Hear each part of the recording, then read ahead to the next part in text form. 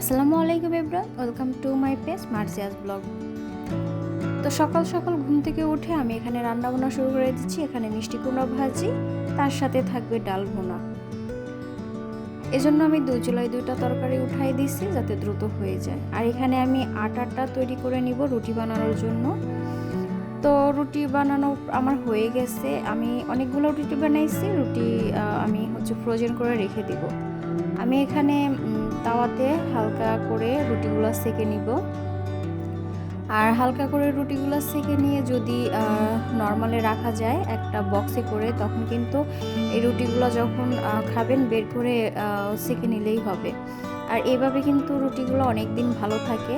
তো আমি একদিনে একটু বেশি করে বানাই নিই যাতে আমার প্রতিদিন রুটিগুলো বানাতে না হয়। তো এখানে আমি এক এক করে সবগুলো রুটি এখানে সেঁকে নিব, হালকা করে সেঁকে নিব। এই যে দেখতে পাচ্ছেন, এভাবে কিন্তু ছেঁকে নিতে হবে। তো আমি একটা একটা করে সবগুলো রুটি কিন্তু সেঁকে নিচ্ছি।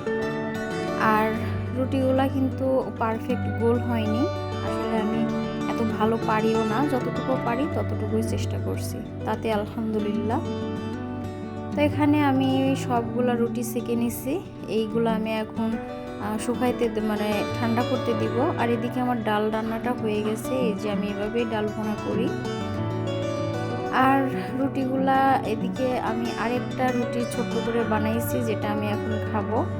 আর এখানে আমার রান্না বান্না সব হয়ে গেছে। আর এই বক্সে করে কিন্তু আমি রুটিগুলো এক একটা করে রেখে দিব। আর এভাবে রাখলে কিন্তু রুটিগুলো অনেক ভালো থাকে। ঠান্ডা করে রাখতে হবে অবশ্যই। কে কে এভাবে রুটিগুলা ফ্রোজেন করে রাখেন অবশ্যই কিন্তু কমেন্টস করে জানাবেন।